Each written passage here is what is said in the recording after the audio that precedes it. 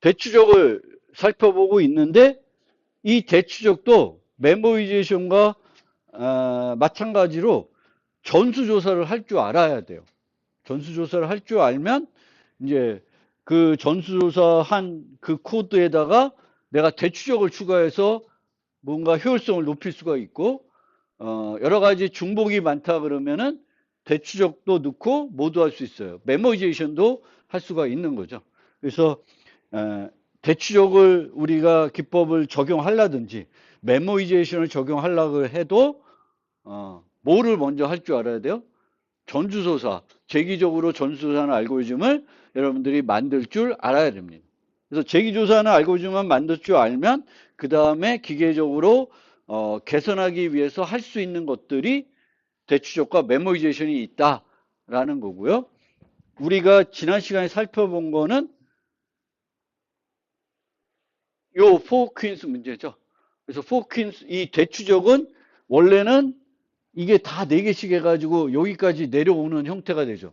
원래는 4x4 문제면 여기까지 다 내려오는 게 이제 전수조사를 원래 기계적으로 대추적을 하지 않고 그냥 구현을 하면 이렇게 전체적으로 4x4에서 쫙 내려오겠죠. 근데 이제 대추적 한다는 거는 이 원래 우리가 조사해야 되는 이 전체를 조사하지 않고 아주 일부만 조사해서 답을 찾겠다는 게 대추적이죠. 그러면 이 대추적을 잘 하려고 그러면 아니면 우리가 원하는 것은 이 프로미싱 함수라는 걸 잘 만들어서 많은 것을 배제할 수 있으면 효과적으로 문제를 해결할 수 있는 거죠. 그래서 대추적은 프로미싱 함수를 내가 찾아내야 되는 거죠. 이 문제에서 어떻게 프로미싱 함수를 만들까? 그거를 잘 찾으시면은 이제 이 그래프에 여기 있는 노드들이 제기 호출되는 것들인데 이 중에 많은 것들을 내가 안 할 수가 있는 거죠. 그리고 하는 것도 여기 가서 그 검증을 할 수도 있고 가기 전에 여기서 이제 다음 갈 때 검사하고 얘가 유용하면 가고 안 가는 그런 방법을 이제 그 코드를 구현할 때 할 수가 있습니다. 그래서 이게 대추적이고 대추적의 핵심은 전수조사하는 알고리즘을 만들어야 되고 그 다음에 문제에 맞는 문제에 가장 좋은 효과적인 프로미싱 함수를 찾아내야 되는 거예요. 찾아내면은 그냥 기계적으로 또 여기다가 그 전수조사하는 알고리즘을 만들 수가 있는 거고 근데 그렇게 프로미싱 함수를 만들었다고 해서 정말 얼마나 효과적일지는 알기 어렵습니다. 그리고 문제마다 또 문제의 어떤 인스턴스마다 가지치기 되는 게 다 다를 수가 있어요. 그러면 얼마나 가지치기 되는지를 내가 조금 미리 예측을 할 줄 알면 이거를 내가 실제 쓸지 안 쓸지를 또 판단할 수가 있겠죠. 그때 쓰는 게 이제 몬테칼로 알고리즘이라는 거고 몬테칼로 알고리즘은 모든 걸 해보는 게 아니라 그냥 랜덤하게 쭉 끝으로 한 길로 가서 내려가는 거예요. 랜덤하게. 그래서 그렇게 랜덤하게 내가 만약 했을 때 내가 몇 개를 조사할까를 생각한 거죠. 내가 일로 가지만 일로 가는 거나 일로 가는 거나 똑같을 거다라는 생각으로 이렇게 조사를 하는 거예요. 근데 한 번 조사를 하는 게 아니라 몇 번 조사를 하죠. 그래서 평균 내서 요 주어진 테스트 데이터 갖고 내가 만든 대추적 알고리즘을 쓰면은 요 정도 가지치기가 요 문제의 입력에서는 그 정도 할 거다라는 거를 이제 판단할 수 있고 요 테스트 케이스에서는 되게 많이 되네. 그러면 대추적으로 되게 효과적으로 답을 찾아볼 수가 있겠죠. 그게 이제 몬테 칼로 알고리즘이라는 거고 그 얘기를 이제 지난 시간에 했고 오늘은 대추적과 관련해서 4개 문제를 좀 살펴볼 거예요. 이 4개 문제 모두 다 컴퓨터 공학에서 되게 유명한 문제예요. 그래서 첫 번째로 보는 문제가 서브셋 썸 문제입니다. 서브셋 썸. 근데 이 서브셋 썸은 우리가 그 전수조사할 때 살펴봤던 4개 문제 그리고 동적 프로그램 할 때 살펴봤던 그 4개 캔썸, 하우썸, 배썸, 카운썸 요거의 얘네들이 R유예요. 원래 본류 문제가 이 서브셋 썸 문제가 되겠습니다. 서브셋 썸은 이렇게 정수들이 주어지고 요 정수들을 한 번만 쓸 수가 있어요.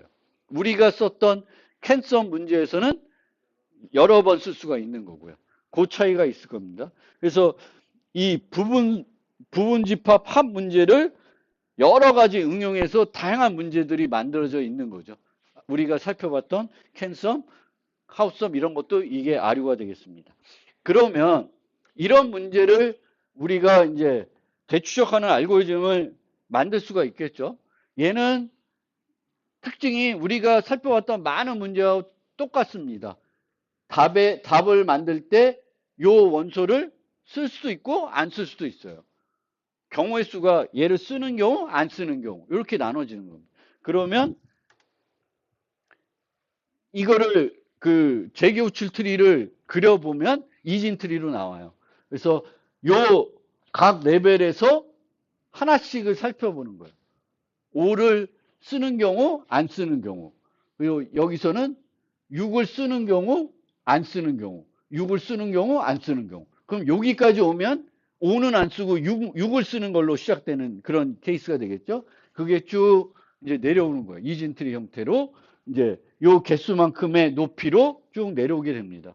그래서 이렇게 이제 찾는데 보통 우리가 문제를 풀 때 입력을 그대로 쓸 수도 있겠지만 어차피 얘는 경우의 수를 보면은 지수 경도 경우가 생기는 거죠. 2의 n승 있을 수 있고 없을 수 있고 부분 집합의 개수만큼 존재를 하니까 그렇게 됩니다. 그러면 정렬을 뭔가 데이터를 정렬해 가지고 이제 순서를 그냥 주어진 대로 아니라 정렬된 어떤 순서대로 처리를 하면은 더 효과적일 때가 있어요. 근데 n로우에는 한 번 쓰는 거는 지수에서는 아무런 의미가 없는 거죠. 그래서 이제 정렬하면 더 효과가 있을까 하는데 이렇게 오름차순으로 정렬하게 되면은 내려가다가 11을 넣어야 되는데 11이 안 들어가. 이제 넘어가. 11 넣으면 초과가 돼. 지금까지 합계해서. 그러면 16은 고려할 필요가 없죠. 그럼 밑에 그 다음에 11에서 안 되면 이 뒤에 큰 수들은 다 배제할 수가 있어요. 그러니까 얘는 오름차순. 만약 거꾸로 정렬했는데 11이 안 됐어. 그러면 밑에 게 안 된다고 보장이 돼요? 아니지. 될 수 있죠. 더 작아지니까. 그러니까 이런 문제에서는 내림차순이 아니라 오름차순으로 정렬해서 작은 것부터 고려하는 게 배제할 게 더 많이 나오는 거예요. 그래서 이제 요 문제에서는 퀸 문제에서 그런 건 없죠. 어디부터 시작하고 이런 건 없는데 이 어떤 문제들은 테스트 데이터를 그냥 우리가 그냥 받아들이는 대로 쓰는 게 아니라 한 번 더 가공하는 거예요.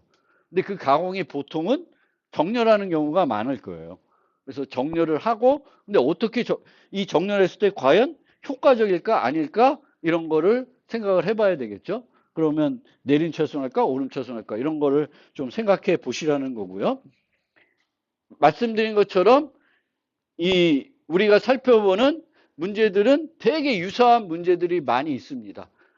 이 어떤 주어진 것들에서 고르는 문제, 골라서 어떤 조건을 만족하는 문제 그런 것들이 대부분이에요. 그래서 이 아까 말한 것처럼 우리가 살펴봤던 그 네 개 캔썸, 카운썸, 하우썸, 배썸은 예 아류이고 이 캔썸에서는 한 문제를 그 한 요소를 여러 번 중복할 수가 있죠. 그러면 캔썸을 요거랑 똑같이 만들려면은 어떻게 만들면 되냐면 그 값들을 중복시켜 놓으면 돼요. 얼마만큼? m이 초과되지 않은 만큼 중복시켜 놓으면은 얘랑 부분 집합의 합 문제랑 똑같은 문제가 돼버려요. 그리고 영일 배낭 문제하고도 되게 유사한 문제예요. 영일 배낭도 어차피 물건을 넣거나 빼는 거죠. 근데 여기서는 이 물건을 넣을 때 물건마다 이득이 다르잖아요. 근데 이득이 다 같다 그러면은 결국은 똑같은 부분 집합의 합을 푸는 문제예요. 가장 베스트는 뭐겠어요? 꽉 채우는 거겠죠. 그래서 문제들이 되게 유사하다라는 거고요. 여러분들도 항상 많은 문제를 풀 때 이 문제를 만났을 때 내가 예전에 풀었던 어떤 문제랑 유사하나 안 하는 거를 생각할 수 있으면 그거를 응용해 가지고 내가 예전에 풀었던 문제 알고리즘 응용해서 이제 이 문제를 풀 수가 있는 거죠. 문제들이 가만 보면 이렇게 꼬고 저렇게 꼬은 거지 결국은 본질은 어떤 기본이 되는 문제를 이렇게 꼬고 저렇게 꼬아서 맞는 문제들이 대부분입니다. 제가 보더라도 재미있게 각색하고 철수와 미미가 등장하고 뭐 이런 거지 실제 본질은 똑같은 거예요. 뭐 그래프에서 뭘 찾는 문제 뭐 이런 거지 문제만 좀 재밌게 만들었을 뿐이지 본질은 차이가 없는 거고요. 그러면 다시 돌아와서 부분집합의 합 구하기 문제를 이제 우리가 이제 이 대추적으로 하려고 그러면 이제 전수조사 알고리즘을 만들어야 되는데 이제 이 수두를 우리가 쭉 진행해 가면서 포함할지 안 포함할지 이제 판단을 해야 되죠. 내가 지금 답은. 그래서 그거를 어떻게 나타낼까? 보통은 이제 불리언 배열을 하나 그 전수조사나 알고리즘에 넣어서 그 불리언 배열이 요 지금 내가 처리하는 케이스는 요 요소를 넣고 있다, 안 넣고 있다라는 걸 표시하고 있는 거죠. 그러면 그런 불리언 배열을 쓰게 되면은 이제 넣었다가 다시 다음 제기로 이쪽 반대쪽 갈 때는 내가 세팅해 준 거를 다시 폴스로 바꿔줘야죠. true로 넣었으면 다시 그 제기에서 나와서는 폴스로 바꿔줘서 다시 또 진행하게끔 하면 이제 그 답을 내가 최종적으로 갔을 때 어떤 애를 넣어서 맞는 답인지를 알아낼 수가 있겠죠. 그리고 이런 답이 있는데 이 답을 다 더하면은 이제 그 합계를 얻을 수 있는데 보통은 이제 우리가 그 캔성 같은 데서 빼나갔죠. 목표값에서 빼나갔는데 뭐 목표값에서 빼나는 형태로 해서 갈 수도 있고 0부터 시작해서 이제 우리가 덧셈을 할 때마다 플러스를 해가지고 목표값이 되는지를 보는 형태로 짤 수도 있겠죠. 그거는 이제 우리 나름이고요. 이제 이거는 이제 일반적인 제기 알고리즘 어떻게 짤까 이제 그거고 이제 제기 알고리즘을 내가 만들었어. 그러면 이제 대추적을 적용할 때에는 이제 프로미싱 함수가 중요한데 어떻게 만들 것인가? 지금은 그냥 앞에서 생각한 거는 정렬하고 얘를 못 넣으면 그 밑에는 고려하지 말자. 왜냐면 얘가 무게가 커서 얘를 못 넣는 상황이면은 그 다음 있는 애들은 못 들어가니까 그것만 가지치게 하는데 그것만 가지칠 게 아니라 또 뭘 할 수 있냐면은 레프트 토탈을 살펴볼 수가 있습니다. 그래서 지금까지 합계가 있고 남은 애들의 합계가 있는 거예요. 남은 애들의 합계. 근데 지금까지의 합계와 커런트 토탈하고 레프트 토탈을 더해봤는데 W가 안 돼. 그러면 그쪽으로는 이제 갈 필요가 없는 거죠. 그쪽으로 가봤자 이코로 W를 못 찾는 거잖아요. 그래서 요거를 하나 더 쓰는 거예요. 이렇게 오름차순으로 정렬해 놓고 그 다음에 처음에 레프트 토탈은 얼마가 돼? 얘를 다 더한 값이 되죠. 초기 레프트 토탈은. 그러면서 하나를 넣을 때마다 레프트 토탈은 감소하고 커런트 토탈은 올라가겠죠. 그래서 각각 위치마다 요 두 가지를 비교하는 거예요. 얘는 쭉 들어가서 3 들어가고 4 들어가고 5 들어갔는데 그럼 얼마야? 합이 10이죠. 그 다음에 이제 봐야 되는 게 6인데 6은 안 들어가죠. 그렇죠? 목표값이 13이니까 안 들어가는 거예요. 그럼 이 밑으로는 안 가도 돼요. 만약에 여기가 7, 8, 9 뭐 있으면 이제 그 밑으로는 이쪽으로는 쭉 안 가도 되는 거죠.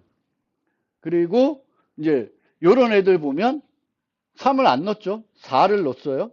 근데 5를 안 넣고 일로 왔는데 나머지가 6밖에 안 돼. 그럼 두 개 더하면 10이야. 근데 우리의 목표는 13이야. 그러면 글로는 갈 필요가 없는 거예요. 그래서 기준들을 찾아내야 되는 거예요. 여기서는 요 하나를 더 찾은 거죠. 이 알고리즘에서는. 우리가 처음 생각했던 정렬하는 거에서 가지치기 하는 거 말고 하나를 더 찾은 거예요. 그래서 대추적은 이런 식으로 뭔가 이 기준들을 내가 잘 찾아내야 되는 거예요. 그게 핵심이 되겠죠. 그게 핵심이 됩니다. 그래서 부분집합의 합 문제는 그렇게 되겠고, 거꾸로 만약에 내가 얘를 안 썼어. 그 정렬을 안 했다든지 아니면 내림차순으로 정렬을 하면은 처음에 썼던 조건은 못 써요. 내가 6을 안 넣었다고 해서 밑에 걸 다 못 넣는 게 아니라 넣을 수가 있는 거죠. 모르는 거지. 알 수가 없어요. 그래서 요 경우에는 또 뭐만 이용할 수 있냐면은 이제 요 커런트 플러스 레프트 토탈을 이용한 가지치기는 여전히 할 수가 있습니다. 그래서 이제 어떤 상황에 따라서는 내가 할 수 있는 가지치기를 못 할 수 있고 더 할 수 있는 게 좋을지 아닐지 이게 좋을지 그것도 솔직히 문제마다 또 케이스마다 다를 수도 있어요. 근데 이제 대추적에서 핵심은 생각해 낼 수 있냐. 아예 이것 자체를 생각해 내지 못하면은 여러분의 알고리즘은 저 생각해 낸 사람보다는 효과적이지 않겠죠. 그래서 대추적은 promising 그 함수를 그 조건을 내가 문제에서 살펴보고 찾아내는 게 핵심이 되겠다. 근데 그거를 써먹으려면 여러분들이 뭘 할 줄 알아야 돼? 재기 함수로 이 문제를 전수사하는 거를 짤 수 있으면 돼요. 짤 수 있으면 거기다가 프로미스 함수만 찾아내면은 한 줄도 들어가는 거예요. 요 코드를 보면 이게 우리가 이제 하는 전수조사예요. 요 if 프로미스만 지우면 요걸 거예요. 토탈을 찾으면 결과 쓱은 거고요. 아니면 이제 그 얘 빼고 이 랩 토탈은 신경 쓰지 말고 하면은 넣고 빼고 이제 요거는 포함하는 경우 포함하지 않는 경우잖아요. 그러니까 이진트리로 가면 딱 요 모양이에요. 그렇죠?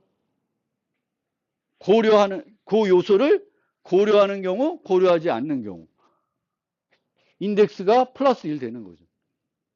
근데 이제 여기 들어가면서 하나가 더 들어간 거죠. 이거는 랩 토탈이 여기에 들어간 거는 뭐 하기 위해서 우리가 만든 프로미스 함수에서 사용되니까 랩 토탈이 하나 더 들어간 거고 include는 이제 그 어떤 애를 내가 넣는지를 나중에 출력할 때 쉽게 알아내기 위해서 쓰는 거고요. 요거는 그걸 안 해도 필요하겠죠. 커런트 토탈을 증가시키는 거는 내가 지금 합계가 됐는지 안 되는지 보니까 원래 전수할 때도 필요한 내용이에요. 요거는. 그렇죠? 커런트 토탈 하는 거. 그래서 이렇게 하고 여기 보면 요 프로미스 함수에 보면은 왜 보통 우리가 이 전수조사할 때 따지는 조건이 이 인덱스가 n 범위를 벗어나. 그러면 더 이상 고려할 요소가 없는 거죠. 그러면 그것도 그 제기를 종료하는 조건이 되죠. 근데 그 조건이 여기에는 없어. 왜 없냐면은 인덱스가 n이 되면 뭐가 0이 되냐면 left total이 0이 돼요. 그럼 left total이 0이 되면 자연스럽게 얘가 뭐가 된다? false가 되는 거예요. 그러니까 굳이 우리가 거기다가 인덱스를 검사하는 조건까지 안 넣어도 되는 거예요. 그러니까 이럴 수가 있습니다. 프로미스 함수를 내가 만들었는데 그 조건이 인덱스가 n이 됐을 때는 어차피 인덱스를 검사하지 않아도 조건이 false가 되면 굳이 내가 인덱스를 조사하는 걸 그 프로미스 함수에 넣을 필요는 없는 거예요. 아니면 밖에서 검사를 할 필요가 없습니다. 그래서 그 점도 이제 요것도 한번 이제 이 프로미스 함수 같은 걸 만들 때 일반적으로 우리가 전수조사할 때는 인덱스를 조사하는 게 반드시 들어가요. 인덱스 있으면 이제 더 이상 고려할 게 없으니까 당연히 재기함수 종료 조건에 인덱스를 검사하겠죠. 근데 얘는 프로미스 함수를 만들면서 그 검사했던 조건을 뺐어요. 그래서 그것도 요거 보실 때 좀 잘 강조되는 드린 점이니까 보시면 좋겠습니다. 자, 그 다음 문제는 뭐 아주 간단한 거라 근데 되게 유명한 문제예요. 그래프 색칠하기. 그래서 이 그래프 색칠하기는 인접 노드들을 다른 색으로 색칠해야 돼요. 같은 색으로 색칠하면 안 돼요. 이런 애들. 얘하고 얘는 인접이니까 다른 애들로 해야 돼요. 그래서 3색, 뭐 2색, 오색, 뭐 이렇게 문제들을 만들 수가 있어요. 그래서 이 문제도 이제 색이 몇 색이냐에 따라서 되게 어려운 문제가 됩니다.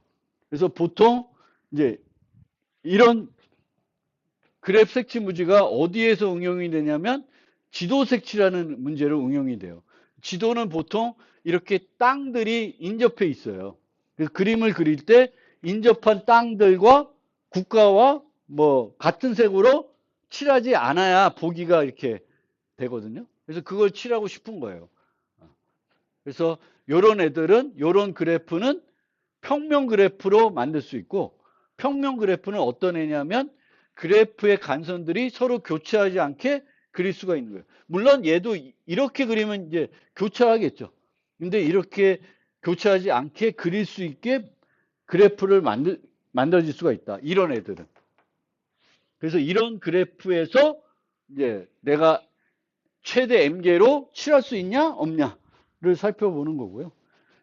얘는 뭐 가지치기 할 게 없어. 내가 이미 그 색을 썼나 안 썼나 이제 인접했는 애면 이제 여기 보면 1번 노드를 했어요. 1번 노드의 이웃은 2, 3인데 2, 3이니까 빨간색으로는 못 칠하는 거죠. 그래서 넘어가고 얘가 보라색으로 칠하면 또 넘어가는. 얘는 조금 또 색깔이 중복될 거예요. 조사하는 게. 그래서 이런 것들은 또 이 중복을 없애기 위해서 그 메모리제이션 같은 게 할 수 있으면 하면 좋죠. 근데 그 엔퀸스 문제는 중복되는 문제가 없는 애예요. 그거는 메모리제이션 한다고 뭔가 효율이 높아지지가 않아요. 모든 경우를 원래 조사를 다 다른 경우를 조사하는 거거든요. 근데 다 다른 경우 중에 이런 경우들은 조사할 의미가 없는 거죠. 몇 개만 이미 충돌하는데 그 다음 3번, 4번을 할 필요가 없는 거니까 이제 얘는 메모리제이션 하는 건 아니에요. 그러니까 문제들이 그러니까 오버래핑 문제가 있어야 이제 그 메모리제이션을 하고 그런 식으로 효과적인 거지. 그렇습니다. 그래서 그렇게 하는 거고. 요게 또 흥미롭게 여러분들이 보실 문제가 영일 배낭 채우기 문제입니다. 영일 배낭 채우기 문제는 우리가 동쪽 프로그램으로 해결했어요. 그래서 동쪽 프로그램 해결했고 이제 요번에 대추적으로 해결할 거고 요 다음 장이 분기 한정인데 분기 한정으로도 해결해 볼 거예요. 세 가지 방법으로 다 똑같은 문제를 해결해 볼 겁니다. 그러면 대추적으로 해결한다는 거는 결국 얘 코드는 앞에 봤던 전수조사하면 이 코드랑 별 차이가 없어요. 이 코드랑. 왜냐하면 이 아이템을 넣을지 안 넣을지 모든 경우를 조사한다 그러면 전수조사로 만든다면 이 물건을 내가 가방에 넣을지 안 넣는 경우 안 넣는 경우 요걸 다 조사하는 거거든요. 결국은 이렇게 만들고 프로미싱을 넣으면 되는 거예요. 만들면. 그런데 가장 직관적인 기준은 이 서브셋썸하고 되게 유사한 것 같아. 그래가지고 요걸 생각해내는 거예요. 그래서 물건의 무게가 크면 이제 걔는 못 넣어. 그러면 걔도 못 넣지만 걔보다 더 큰 거는 못 넣는 거예요. 아, 그러면 얘는 뭘 해야 돼? 서브셋썸 문제처럼 무게 중심으로 정렬하면은 똑같이 가지치기 할 수 있지 않냐? 라는 생각을 할 수가 있어요.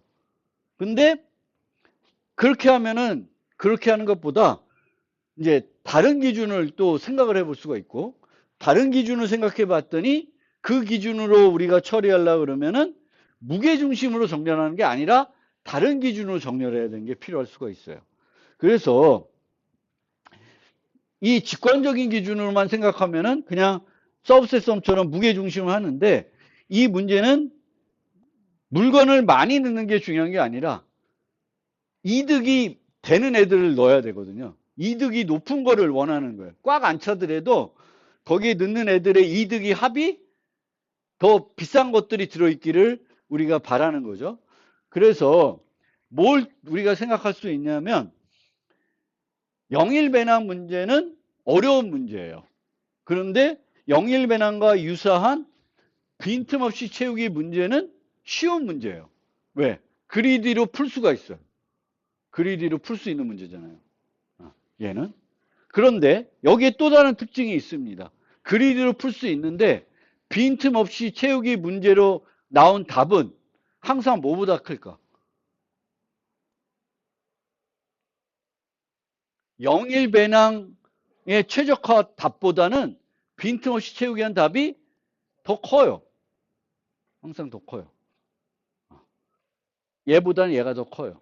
그러면 이쪽으로 갔을 때 빈틈없이 채우기로 했을 때 나온 그 결과가 이미 찾은 것보다 더 작아. 더 작아요. 이쪽으로 하면서 빈틈없이 채우기로 했더니 나올 수 있는 그 이득의 합이 내가 이미 찾은 것보다 작아요. 그러면 이쪽으로는 갈 필요가 없는 거예요. 그래서 요 기준으로 하자. 요걸로 우리가 맥스 프로핏이라는 거는 빈틈없이 채우기.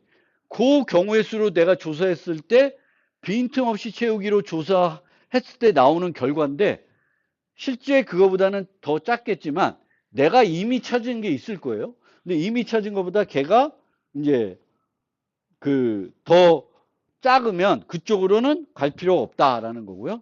그렇게 하기 위해서는 이제 정렬을 어떻게 해야 되냐면 무게가 무게 중심으로 작은 것부터 큰 거로 오름차로 정렬하는 게 아니라 뭘로 정렬해야 되냐면 무게당 이득으로 정렬을 해야 돼요. 무게당 이득으로 정렬했어야지만 우리가 빈틈없이 배낭 채우기를 탐욕적인 알고리즘으로 해결할 수가 있습니다. 그래서 이 입력이 들어왔을 때 무게당 이득 순으로 정렬을 해요. 20, 6, 5, 2 이미 정렬되어 있는 거예요. 이렇게 여기 무게당 이득이 1번이 가장 좋고 2번이 그 다음 좋고 3번, 4번이에요. 가방의 무게는 16이에요. 그러면 제일 처음에 아무것도 안 넣었을 때 우리가 얻을 수 있는 최대 이득은 뭘로 추정하냐면 빈틈없이 채우기 115로 추정하는 거예요. 이거보다는 클 수가 없는 거예요. 우리가 찾는 답이. 그러면 여기다 가서 또 얘를 넣었을 때의 최대 115예요. 얘를 안 넣었을 때의 최대는 82예요. 82. 그 다음에 이제 가는 거예요. 이게 우리가 이제 뭘로 조사하지? 전수조사하니까 요 스택 그러니까 요렇게 재교출로 조사하겠죠. 그래서 여기로 가야 될 텐데 여기로 가는 거예요. 그럼 여기로 가면 여전히 요거 넣고 요거 넣었으니까 115. 여기 넣는데 이제 그 122까지 돼요. 120이 되는데 17을 넣으니까 17이 되니까 요거는 안 되는 거죠. 묵직이 10이니까. 그럼 여기까지 찾은 게 70이고요. 일로 오면 얘로 갈 수 있는 게 80이고 여기로 갔을 때 12, 80이 나온 거죠. 80. 80. 그 다음에 이제 70. 더 이상 밑으로는 없는 거죠. 다시 올라와서 일로 가면 98. 98이고 일로 가면 또 98이고 이제 밑으로 가면 더 작아져요. 그러니까 여기 갔을 때 이제 여기를 했을 때 지금까지 찾은 거에 맥스가 얼마가 된 거예요? 98이 된 거예요. 그러면 다시 와서 일로 갔더니 50이야. 그럼 이제는 이쪽으로는 갈 필요 없는 거예요. 왜냐하면 우리가 이미 더 좋은 걸 찾았어요. 그리고 다시 올라와서 일로 가야 될 텐데 여기가 뭐가 돼? 82가 되죠. 82는 98보다는 작으니까 일로 가봤자 얘보다 더 큰 값을 못 구하는 거예요. 그럼 이쪽은 다 갈치가 돼버린 거죠. 그래서 우리가 지금까지 찾은 거를 기준으로 이제 가는 거예요. 근데 얘는 어떤 방법이냐면은 찾아가면서 추정을 하는 거죠. 그 경로로 갔을 때 최대 얼마까지 우리가 갈 수 있다라는 거를 추정해 보는 거죠. 물론 그 추정치가 맞지 않을 수 있지만 그것보다는 더 좋은 것 못 찾는다는 건 확실한 거죠. 그래서 그렇게 가서 내가 기존에 찾은 게 이제 그거보다 작으면 글로는 더 이상 갈 필요가 없는 거예요. 여기까지가 80이었고요. 맥스가. 그 다음에 이제 일로 가서 98이니까 여전히 가야 되겠죠. 80보다 크니까 가고 이제는 일루는 갈 필요가 없는 거죠. 웨이트가 커지고 얘는 글로 가봤자 줄어드니까. 그래서 저런 식으로 하는 거고요. 다음 챕터에서 이제 살펴볼 분기 한정은 이제 어떤 방법이냐면 이 방법은 원래 전수조사하는 그 흐름대로 그냥 조사하는 거죠. 가시기를 하는데 조사하는 방법은 원래 전수조사하는 그 우리가 만들었던 이쪽 넣고 안 넣고 그런 경우를 조사하는 거죠. 그런데 만약 여러분들이 이제 얘를 트리를 직접 만든다 그러면 어떻게 만드냐면은 얘를 노드를 내가 직접 만들어. 그래서 이 프라이어티 키에 얘를 넣는 거예요. 그럼 빼서 이제 첫 번째 고려해야 돼. 그럼 얘는 115가 되는 거고 일로 가는 거예요. 그러면 115, 98을 넣겠죠. 그럼 그 다음에 나오는 건 이쪽인데 일로 가지 않고 열로 먼저 가는 거예요. 우선순위가 이쪽이 더 높으니까. 이쪽으로 가면 더 빨리 뭘 찾는 거예요. 답을 찾을 수 있다는 거예요. 그래서 더 빨리 답을 찾으면 뭘 기대하는 거예요. 더 많이 가지치기 할 수 있다는 걸 기대하는 거예요. 그래서 다음 챕터에 볼 분기 한정은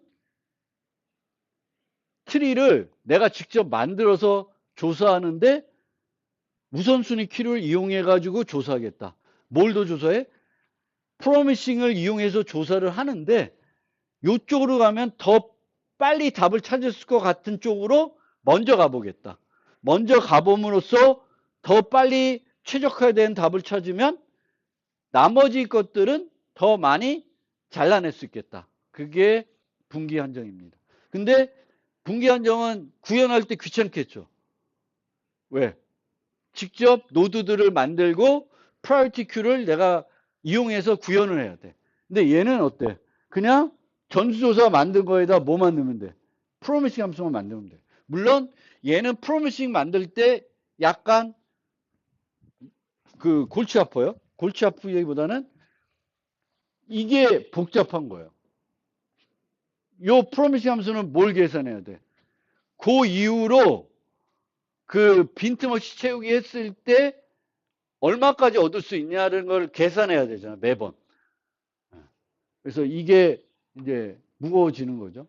그래서 요 자체는 똑같아요. 넣고 안 넣고. 요게 전수조사하는 거잖아요. 그런데 뭐만 들어가요? 요 프로미싱이 들어가는 거예요. 프로미싱. 그래서 이제 아까 그 서브셋 썸 같은 경우에는 프로미싱 함수가 아주 간단하고 쉽게 만들 수 있었는데 요 영일 배낭 문제는 조금 더 이 프로미싱 함수를 만드는 게 복잡해졌죠. 복잡해질 수가 있어요. 그래서 그거를 이제 이런 식으로 만들게 되는 거고요. 마지막으로는 해밀턴 회로. 해밀턴 회로는 어디서 나온 얘기냐면은 웹판호 문제에 나온 얘기예요. 웹판호는 뭐라는 거예요? 모든 노드를 한 번씩 방문해서 시작 노드로 되돌아오는 거죠. 그게 웹판호이에요. 그거를 다른 용어로는 해밀턴 회로라 그래요. 해밀턴 회로. 그래서 시작해서 다 노드들을 한 번씩 거쳐서 오는 거예요. 그래서 이 해밀턴 회로 문제는 모든 노드 한번 돌아와서 그 경로를 찾는 건데 얘 같은 경우는 해밀턴 회로가 존재하지 않을 수 있는데 모든 해밀턴 회로를 찾아달라. 그런 문제예요. 아니면 해밀턴 회로가 있는지 없는지 찾아달라. 이렇게 문제를 만들 수가 있죠. 그러면 가지치기를 어떻게 하냐? 이제 V1부터 갈 수 있는 게 V2, V3, V4, V8. 그 다음에 간 다음에 또 가는데 한 번 내가 왔던 길은 만나면 그 뒤로는 그쪽으로는 조사할 필요가 없죠. 그래서 아주 간단한, 아까 요거는 마찬가지로 어때요?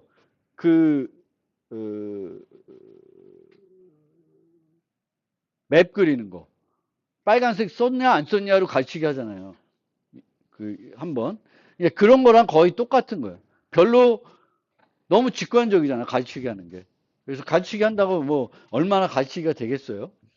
그래서 만약 해밀턴 회로가 너무 많아. n 팩토리얼 계가 다 존재해. 그러면 이거는 뭐예요? 요구하는 답 자체가 다항 시간에 만들 수 있는 답이 아닌 거죠. 필요한 답의 개수가 n 팩토리얼 계가 존재하니까. 그래서 얘 시간 복잡도는 n 팩토리얼이 돼요. 그러니까 가지치기를 한다고 해도 여전히 물론 어떤 애들은 이제 그래프의 모습에 따라서는 가지치기가 많이 될 수도 있죠. 많이 될 수도 있어요. 그래서 그런 것들을 이제 우리가 이제 그 몬테칼로 알고리즘으로 해가지고 많이 되나 볼 수 있는데 이제 이 문제처럼 만약에 어떤 그래프를 주고 모든 해밀턴 회로를 찾아라. 그럼 그 문제 자체가 말도 안 되는 문제가 돼요. 왜? 답이 다항 개수가 아닐 수가 있으니까.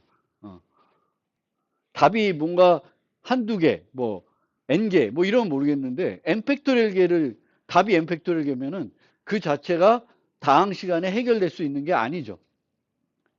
그래서 그런 것들도 여러분들이 이 문제가 그냥 폴리노미얼 타임에 우리가 답 자체가 폴리노미얼 개수, 다항 개수인지 아니면 그거보다 더 많은 건지.